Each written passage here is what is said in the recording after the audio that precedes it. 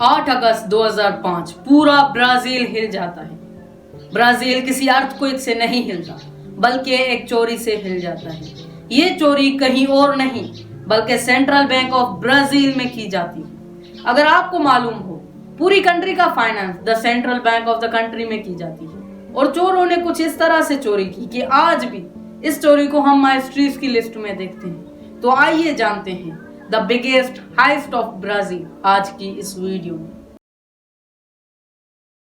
इस पूरी चोरी की शुरुआत होती है 3 महीने पहले, यानी 8 मार्च 2005 को। एक चोरों का झुंड एक घर खरीदते हैं जो कि सेंट्रल बैंक ऑफ ब्राजील से 80 मीटर के फासले पर था।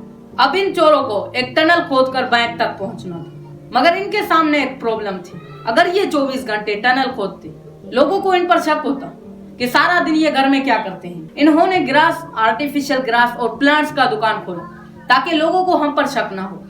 इन्वेस्टिगेशन के मुताबिक इस पूरी चोरी में 20 से 25 लोग थे। कुछ लोग दुकान संभाला करते थे और कुछ लोग टनल खोदा करते थे। एक तरफ ये टनल खोद रहे थे, दूसरी तरफ इनका बिजनेस चलने लगता है। ये नहीं चाहते थे कि हमारा बिजनेस चले, इन्हें जल्द ही वो टनल मुकम्मल करना, तो इसलिए ये एक वर्कर लाते हैं जो इनका बिजनेस संभालेगा।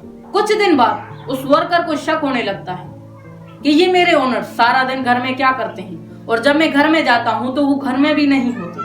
आखिर वो कहाँ जाते हैं? इसी डाउट के साथ वो वर्कर एक चोर का पीछा करता है और उसे वो सीक्रेट जगह मिल जाती है जहाँ एक टनल होता है। वो टनल के अंदर जाता है और वो देखता है कि ये रास्ता सेंट्रल बैंक ऑफ ब्राजील की ओर जा रहा है। उसे शक होने लगता है और उसे मालूम हो जाता है कि ये कोई कॉमन मैन नहीं है, बल्कि चोरों का झुंड है जो कि सेंट्रल बैंक ऑफ ब्राजील में चोरी करने आए हैं। इससे पहले कि ये बाहर निकल पाता या भाग जाता, इसे वो चोर पकड़ लेते हैं और इसके सामने 2 ऑप्शन रखते हैं, या हमारे साथ हो जाओ या हमारे ही हाथों मर जाओ।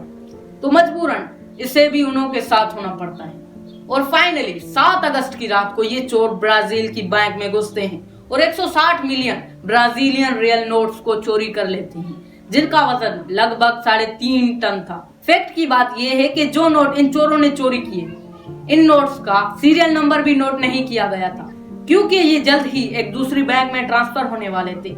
ये इन्फॉर्मेशन उस बैंक का सिक्योरिटी गार्ड इन चोरों को देता है और उसे 5 मिलियन के साथ बाद में अरेस्ट भी किया जाता है। मगर कहते हैं ना, चोर कितना भी शातिर क्यों ना हो, मगर एक ना एक गलती जरूर छोड़ता है।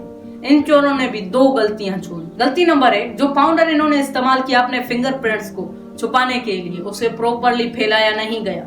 इसी वजह से कुछ लोगों के फिंगरप्रिंट्स वहां रह गए थे। गलती नंबर 2, जो वर्कर इनके टनल में आया था, उससे एक बड़ी गलती हो गई थी। जब वो टनल में आया था तो उसका कार्ड वहीं रह गया था, और यही एक बड़ी गलती थी इस पूरी हाइस्ट की टीम की। और इसी की वजह से बहुत सारे लोग आगे जाके अरेस्ट होते हैं, मगर अब तक ये हमें प्रॉपरली मालूम नहीं कि ये प्लानिंग किसने की और कैसे की। ये थी हमारी आज की वीडियो।